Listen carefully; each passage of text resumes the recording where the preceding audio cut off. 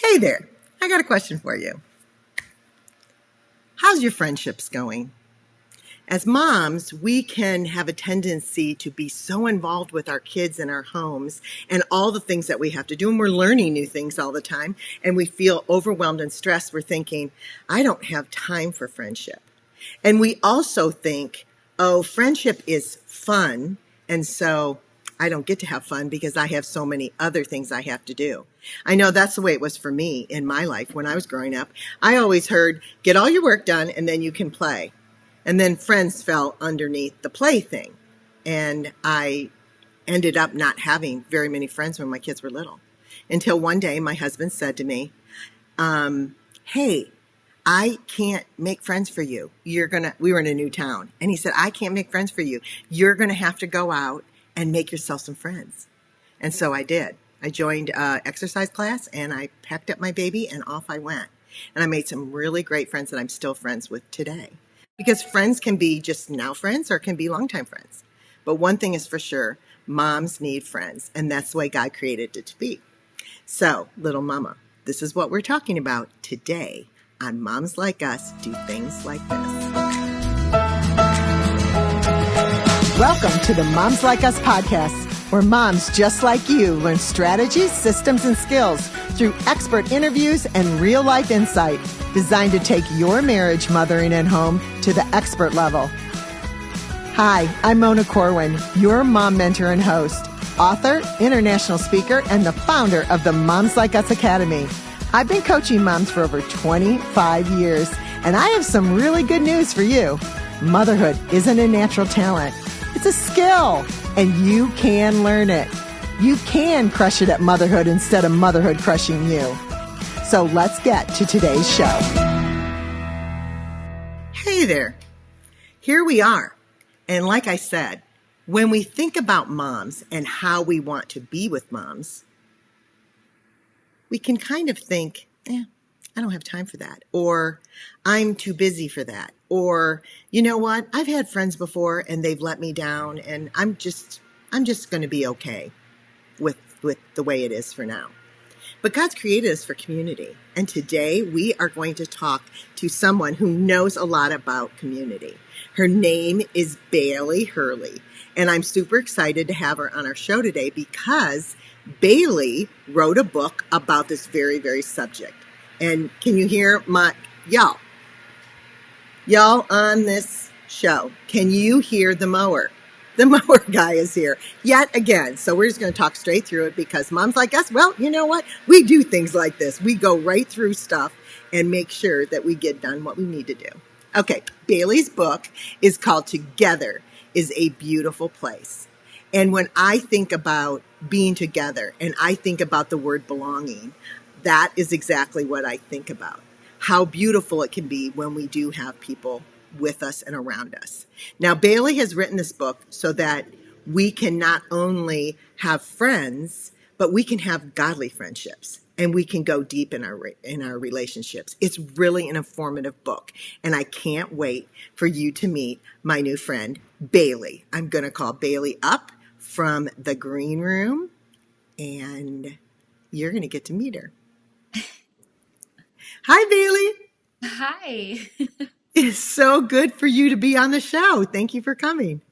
Yes, I'm excited to be here with your community. Yeah, they are a bunch of girls. And honestly, we have a really active group here in Dallas. And I know you're in Denver, but in Dallas, we have a really active group. And there's moms like us groups all over. But the one in Dallas is how this whole thing started. It just was, we wanted friendships. And it's hard in today's society. Why don't you tell us a little bit about yourself before we get Yes. started? Yeah. I live in Denver with my husband and I have 3 kids. They are 6, 3, and 1. And so I feel like I'm really in stage, and I know every season of motherhood is challenging, but this one is very physically challenging is what I like to say, because I'm wrestling like 25-pound children, like on and off the toilet, like into clothes, out of the bath, like all those things. For those of you moms who have little toddlers right now. It's a lot. So that's kind of my season. And I would say when people ask, what do you do all day? I'm like, that is for sure.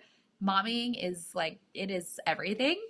And it's a lot. It's a lot. But I also do write and speak on the topic of friendship and community. That's something I've been doing for a couple of years now, and it is a blast. I mean, if you're going to choose a ministry, the ministry of friendship is really fun. And it's fun to explore. It touches everybody. It's meaningful to each person.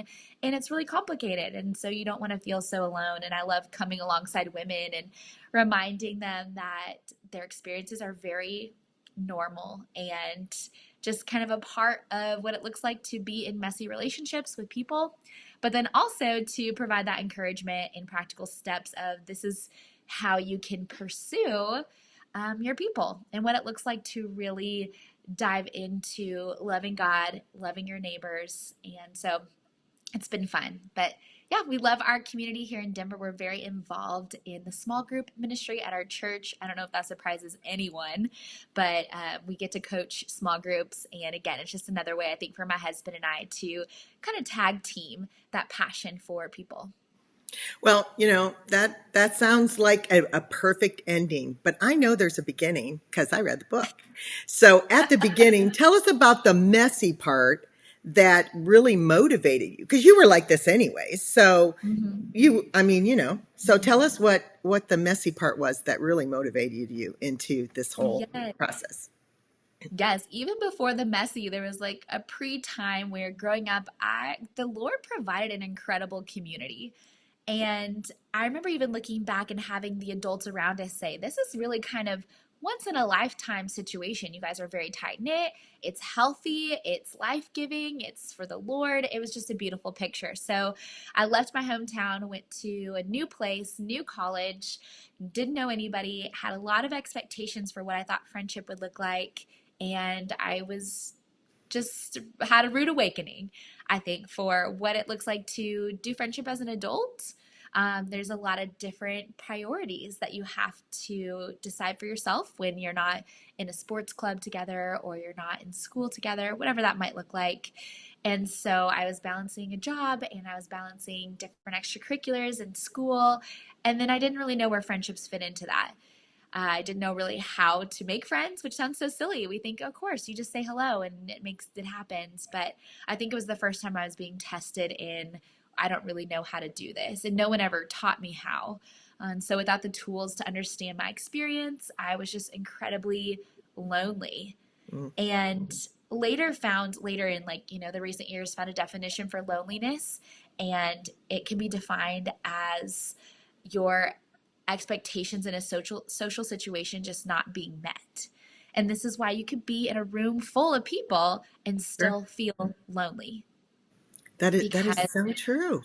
whatever you expected about that birthday party situation or the event at church, or for me it was maybe a event at my school campus, when those things weren't being met relationally, I just felt so alone. Mm. And kind of hit a really bad place. I was really, I was depressed. And by my junior year of college, just a lot of crying out to the Lord, a lot of crying in my room, Mm. um, and not really understanding what was going on. And so I felt like God kind of really met me in those places, reoriented. Hey, this friendship is going to look a little different than what you thought, but it doesn't mean it's bad or it's wrong or you've missed out or you've been left behind. This is just what friendship is for you. And for me, that was really narrowing down who I was pursuing and spending time with. So by my senior year, I chose like 3 women. And I was like, okay, when I'm feeling lonely, I'm going to invite someone to come study with me. When I need someone to go eat lunch with me, these are like the 3 people I'm going to continue to press into and really build a solid relationship with instead of multiple surface level ones. Left college, moved to a new place, Denver. Didn't know anybody. Had new roommates, new church, new experiences, new work. But I really felt like, okay, Lord, you showed me the best. You showed me my worst. Now is my opportunity to really kind of put to test the things that I've learned about making friends, building community, and having seen the fruit from that the last 10 years. it kind of led me to this place of I'm ready to share that with other people.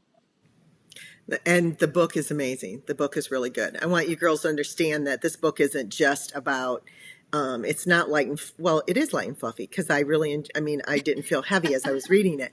Right. But you give tools and you give really good ideas on how to move forward. And I'm going to talk about a couple of them as we go through this. But I loved what you said when you said about belonging, that it's expectations and what you expect when you're in a group of people. And then you continue to talk about the fact that it really boils down to belonging and being Yes. seen and being heard. Mm-hmm. Is that what you found was the cornerstone of all of our desire for friendships and our lack of friendships? Yes, I think belonging is huge, but I think a real hurdle is matching up your expectations with your reality. I think a lot of women, and we can even, take it back to motherhood, we have a lot of built up expectations. And I think when the reality is not meeting those, we just quickly give up, or we stop trying, or we just blame them. Maybe we blame ourselves for why it's not working. But really, I think it's aligning yourself with God's expectations and his reality for community, which is not easy and not simple and not one size fits all. It's very complex and it's very, up and down and all sorts of things. And so I think it kind of really boils down to readjusting and being flexible and releasing your expectations to the Lord and saying, okay, God, like if I'm really struggling in this situation, like what do I need to see? Give me your eyes for the people that you've already placed in my path. I think a lot of times our culture, outside of the Christian culture, and maybe in the Christian culture too, is, oh, you're not really serving me and serving what I needed and what I expected out of this friendship. So, I don't care. I'm not going to reciprocate. I'm not going to return your calls. I'm not going to go the extra mile to know you. And I really think the Lord would say that friendship is bearing each other's burdens. It's doing hard things. It's, I think, embracing the weaknesses of our community and holding each other up despite those weaknesses and giving second chances and showing grace and being patient. And I think having that kind of love that is slow, where we're just like, we should be best friends in 5 minutes. And if we're not, then, you know, it's not you. So I always see that that meme or whatever, the voiceover thing. When I see a mom in a grocery store that has 4 kids and her hair is falling down, I think, oh, there's my people. Be my best yes. friend. Mm-hmm. But it Yes. doesn't necessarily have to be that way.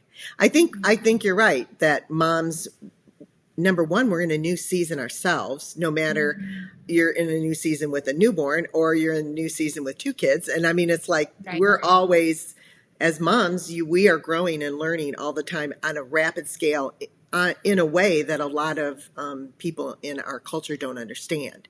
And with the devaluing of motherhood, then it's like, well, I don't really need mom friends because, that's just for moms.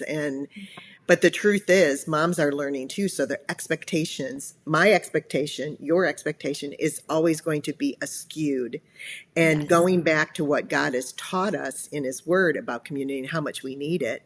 I have a picture over my, a lot of you have seen it over top of my fireplace. And it says, this is a house of belonging, that there's always room for one more. Yeah. And when we experience other people not including us or being kind to us, then we can feel like we don't belong. But when Yeah. we know, hey, this is a place where I'm going to be okay, because not everybody has to be your best friend. Right. Mm-hmm. Not everybody Absolutely. has to be your best friend. I learned. Have you ever heard about the how the tabernacle matches friends? Have you heard this analogy?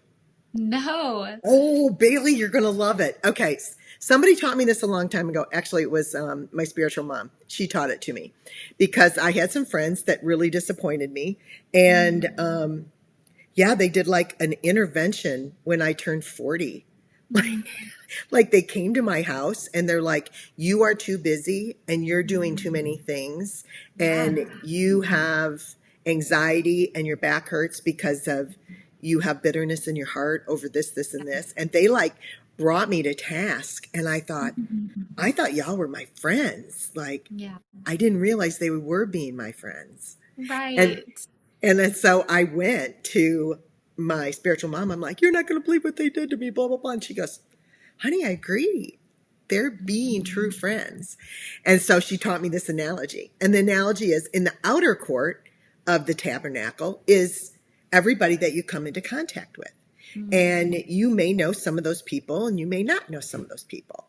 Yeah. And then on the inner court, then those are the people where they kind of know your stuff. That's where the Mhm. sins are kind of seen. You know, they're slaughtering the animals and they're laying it across the ark, not the ark, but they're laying across, you know, the mercy seat. No, yeah, the mercy seat. Get my Bible right. I'm trying to get I haven't pulled this analogy up in so long, but they know your sins. So they're people that you've been around. It might be moms on the baseball team that have heard you yell too loud at the ref. You know, it Mhm. may be people in church that heard you not get your doctrine just perfectly correct. They may be people that have seen you actually sin in the things that you've done and said, but they still don't really know you. And they don't have Mhm. full access to you. But when you have friends that you can have in the Holy of Holies, then that's a small group. And it should be a Mhm. small group. Right. I mean, Father, Son, Holy Spirit, three is when you said three, that kind of went, ooh, I remember that. Three can be the number of people Mhm. that are really should be in there. And honestly, as I've gone through my life since I've learned that, people have ebbed and flow out of that very Yes. tight group that Mhm. where everything is seen and Right. they really can speak to me and they really Mhm. can come in with a busyness intervention. They really can. And I think that is an analogy that will help moms as we Mhm. see that not everybody has to be our closest friends. Yeah, absolutely. And I think what you were saying about a little bit going kind of back to the book is you're right. I wrote something that was, I wanted it to be really accessible because I wanted women to, they didn't need another theology of friendship because they know, yeah, I know I need friends. I know it's important. And I'm like, yes, you do. But I really wanted women to read a chapter and be able to put the book down and immediately go and do it or apply it to their friendships or try something new in their friendships. And so I think as we're talking with moms who are feeling so stretched, that is like the encouragement of I don't know, just like the ministry of friendship is things that are very like go and do it right now. Try it out right now. Have the Well, let's talk conversation about today. that. There is a chapter that you talked about where it was, okay, this is the first thing you should do. You should sit down and make a list. Do you remember this Mhm. one? Yes. Why don't you tell Yeah. the girls about it? I think make a list of, and I hope this is the right thing we're both talking about, but make a list of, I think, women who are in your life already. It's reciprocated, it's a steady friendship, but just put it on paper, get it down, and be like, I want to look at it. And then maybe from your list, write a few more names of women who have started to enter into your inner circle, or you've seen them on the outside and you're thinking, I think that's someone I could really be a close friend with. So write them down too. And then also write down the things that you love to do or you're passionate about or that are life giving for you. And that can be anything from I love to play tennis, or I really like taking walks, or I love reading books. Write some of those things down. And then finally, kind of grab your calendar and kind of slot women into those things you're already doing, or you already make extra time for outside of your family responsibilities or work, and then invite them into those things. And so, something that's been really life giving for me is I love reading. I read nonstop, but I've started inviting women into buddy reading, especially nonfiction. It's hard to get through, it's hard to concentrate. And so, with two different moms right now, I said, hey, I want to read this book. Do you want to read it with me? And then every couple of weeks, like we'll talk about the chapters and see, and kind of process them. And they both said yes. So I'm reading two different books with two different ladies. And for me, that's a thing I'm already doing and I love to do, but inviting someone into that, um, thing has been really fruitful. But when you're writing the names down, I feel like it allows me season by season to go back and reflect who is kind of in the forefront of my mind right now and in our family's life, and how can I make sure I'm coming back to these same women, because constancy is so important in building trust and connection. And so instead of being like, oh, I just met this lady, so now I'm going to go spend time with her once, and then I'm going to go have coffee with this gal because she asked me to, I think it's okay to really focus and narrow down who you're spending time with. It's so precious. It is a resource that is limited. And so making the most of the time that you have, because there's also plenty of opportunities, I think, to have events or moments where you're opening up your circle and you're giving an opportunity to meet new people, help connect friends with friends, whether it's you host a Halloween party or you do a mom's night out or you have a back to school brunch, whatever it is. Like, there's plenty of opportunities, I think, to keep your circle open. But I think there's so much value in narrowing down your circle as well and really investing the real stuff in your most time with just a few people. I thought that was really an effective, practical tool. Mm, Write it down. I mean, we should be putting, in case y'all don't know, you should be putting time to be with friends and making that time and putting it inside your calendar. So you yes. have permission from Mona the Mom Mentor and the community expert, Miss Bailey, to do that. And you really should. But because you're doing that, you really do want to make that effective and have it satisfy your soul. Mm-hmm. And to know the things that you like. And then the people that say yes to go do pottery or to go for a run, then they're going to be, this could be one of the ones that I can really put in my time, and we could really be friends, instead of going, okay, what is handing out a form or something to Yeah, everybody you meet, like that. So right. in this world, and I'm going here, so we might as well just go, in the world of social media, where Mm-hmm. everybody thinks they know everybody, Mm, how can we use social media to kind of help us? Because you mm. could kind of see what people like, right? Yeah, By looking at their feed. right.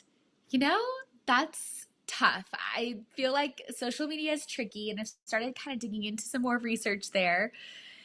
And I think that there are some negative, I still feel like there are negatives. And one of the big things they say is like the rich get richer and the poor get poorer. So if you have some really awesome in-person friendships and then you are using social media to grow those friendships, so you're seeing what they did on their family vacation, and you already know, you guys are on social media, Yeah. like that's a beneficial, fun way to expand your knowledge of your friends.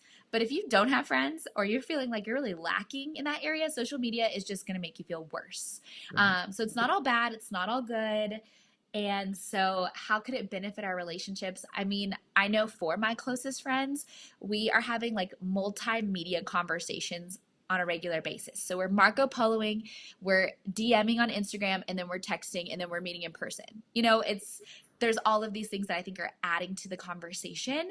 So, it's like we can share a celebrity post, in a DM on social media, and that feels like a connection point. But then also, we're texting about, what are we making for the dinner tomorrow? And then we're still making time to see each other in person. So I think it can really add to the conversation, but it can't be the only thing.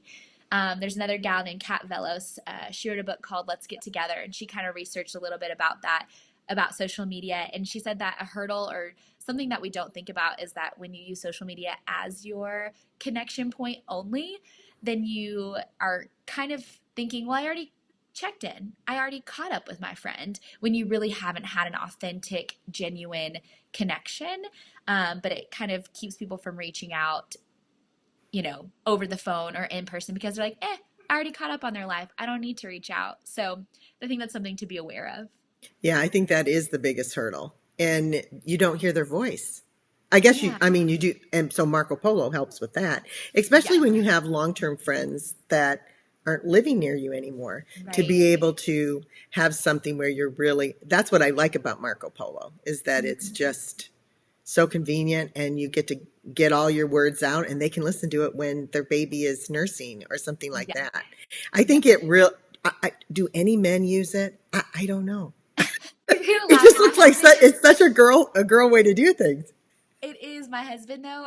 It's been fun to like see him pick up friendship habits, but he has tried to initiate some Marco Polo conversations with his friends. But I've like seen it, and it's so funny because their Marco Polos are like 10 seconds long, where ours are like 5 minutes long, and it'll just be like, "Look where I am," and then that's it. You know, they'll like be like at a restaurant. It's really good food or something. So their conversations are funny. That, I mean, and again, finding something like that where you literally are only communicating with your friend or your group of friends. And Yes. it's kind of the way Instagram used to be at the beginning, and of course Yeah. Facebook used to be. Yeah. And so it's so I guess they haven't found, the world hasn't like gone in there and corrupted it too much. I guess they can't. So that's really good. Yeah. Tell us another thing that you have as, I mean, the very first one I think was really brilliant to get everybody started. What's your Mm. favorite tip that you give in the book? Oh wow, I that's know a it's good so question. big. Well, let's put it, Okay. can I say it this way? What do you think is the most productive Mm, for them to have now that they know to do that? yeah. So something I talk about is when you are setting that friend time, I talk about keeping it sacred because, of course, again, we live in a world where there's lots of cancellations, especially as moms. The amount of times our kids get sick, you're like, I'm sorry, like somebody's sick again, so I can't follow through or I can't like stay committed to the thing I Hmm. promised to do. And so my thing is, once you've really made the friend time, like you need to keep it sacred because you really got to get yourself there to have the meaningful moments. And so I think just as a really practical thing is if you've decided on Thursdays, I'm going to do the book club. Okay, like tell your husband, tell your kids, like that is something you're going to do. You're going to keep it sacred and you're going to follow through. I always say that when I have the feelings, because I get them too, of like, I don't want to go, I just don't want to do it. But every time I do, I never regret going. I'm always happy I did it. I have a great time. I come home refreshed. And so sometimes I have to give myself pep talks before I go out of like, you will enjoy it. Just go, just get in your car. It's going to be fine. And it is, and it is. So I think that's my, like your next step forward is you have to follow through. You have to follow through. And I did notice that your follow through was for an Yes. in-person meeting.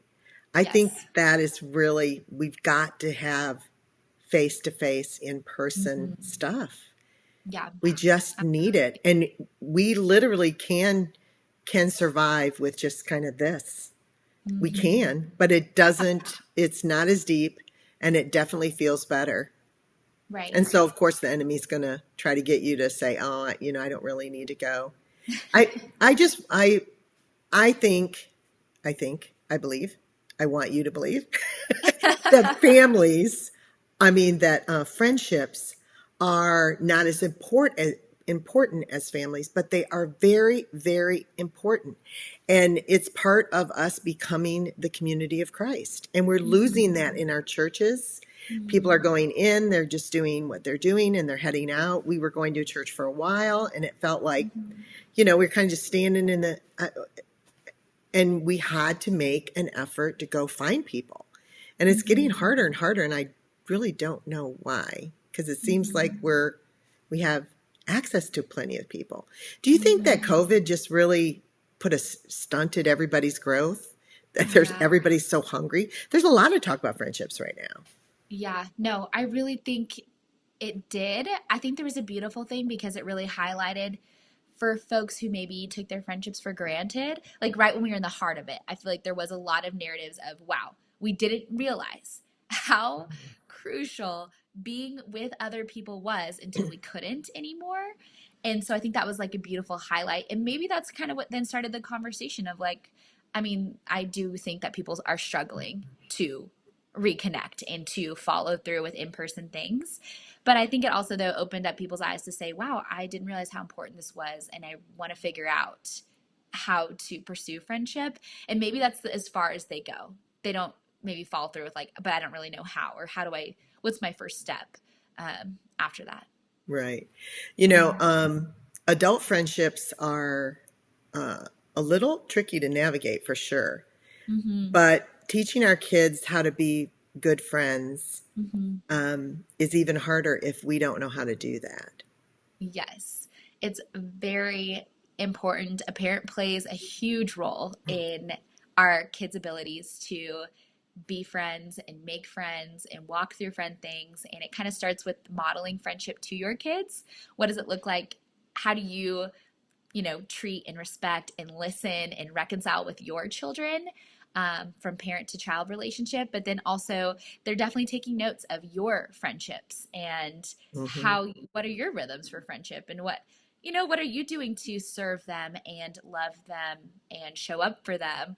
Like that will make a big difference. And so it's very, very important to be finding time for friends and showing your kids what it looks like to value those relationships as well.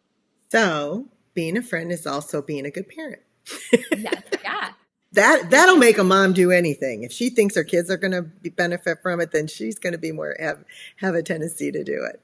Oh If yeah, for you listeners that are out there, in the Moms Like Us Academy this month, we are going to be having somebody that's going to be talking about how to teach your kids how to be a good friend and how to mm, handle their friendships. And so, yeah. if you're in the academy, then you get an extra deeper teaching, and that will be with Lainey Montgomery. And if you're not in the academy, why aren't you? You should be. It's only open once or twice a year, and I believe there's a waiting list right now. So you can just click a link and go look at it, and I hope that you'll join us. Um, since we're about ready to be finished, tell me, Mhm. Bailey, what's one thing that, aside from friendships, because that's your gig, and we've been talking about that, you're a Yeah. mom. What is the one thing that you really would like moms to know and remember? Whew. Yeah. There's I should have given quite. you a heads up on that, right? I Yeah. I always ask everybody. That's my question that I ask everybody. So just take a little second because I know that you're passionate about motherhood, and so you probably have a lot of thoughts about one thing you wish moms knew about motherhood. Yeah. You know, I think, and I like to joke about this, that moms are really running the world because we do so many things. And I think we've really had to master the art of of I don't know, discipling kids and multitasking their schedules and their needs and their doctor's appointments and feeding the family and cleaning the house and walking the dogs and getting people to school and taking care of yourself and tending to your marriage and your friendships. There's just so much, and I feel like in a world that kind of continues to say, or maybe it's our own narratives in our heads, that like it's just never enough, we need each other to remind each other that like we are more than enough, in our role as moms. And so as you are listening to this and you're thinking about your mom friends and making time for them, and do I need to reprioritize the people in my life, like just a reminder that yes, like mom relationships are so meaningful and powerful, and like you guys can get a lot of stuff done, like good for the community, for your families. But it does start with having to really invest in those friendships. And in the book I talked about like showing your sweat stains, and I'm like, for moms, it could be show your spit up stains, like show your real selves, because I feel like there's a lot of power and being true to what's going on in your situation, asking for help, reaching out when you feel like you're at, kind of the end of your rope, and allowing other moms to come alongside you in that. And so, yeah, again, I'm like, there's nothing better than walking through this together, because there's never a more unique experience. Like your husband's not going to understand. No, Maybe your mom who's been a mom before, but they kind of forget. I'm always like, Mom, you made it sound like raising me was really easy, and it's not. So they've just forgotten it. And so I'm like, man, there's no one else walking through what you're going through than another mom. And so instead of kind of looking over and having envy or competitive thoughts, or the opposite, feeling feeling like you're just not good enough, instead really reaching out and saying like, I am struggling, maybe you're struggling, can we, instead of limp along together, can we like hold each other up and like really walk through this together? That is so true. And again, it has to be somebody that you can feel like you can trust. Mm-hmm. Trust was a big point. You talked about that several times in the book about knowing that these people are trustworthy with your weakest points. Not that you're ashamed of them, but you're Mm-hmm. vulnerable. It's their soft places, and to have friends that will do that, and to be able to kind of go to a place where you can do that. Mm-hmm. Bailey, that was really, really good. Thank you so much for being on our show today. Because, Yeah, thank you. moms like us, we really do need to do things like this. We need to find our friends and we need to be able to be with them and Yes. seek God together. Seeking God, we didn't even get into that, but seeking God with a bunch of women is one of the fastest ways to bond ourselves. And, Mm-hmm. the Holy Spirit's always liking that and smiling while we do it. So thank you Yes. again. Is there anything else that you would like to share with the moms that we didn't cover? No, this is great. This was so much fun. Well, good. All righty. Well, we're going to close up this show and this episode of Moms Like Us Do Things Like This. And I hope that you really will check out the Moms Like Us Academy because, friend, there are some friends in there. And you may even find some really close friends that are in your area in the Moms Like Us Academy. And yeah, and I'm in there because, mentoring is a really good thing. We didn't even get into that either. There's so many aspects to women's relationships. And I'm so glad that Bailey came because really, truly, together is a beautiful thing. Thank you. And I will see you next time.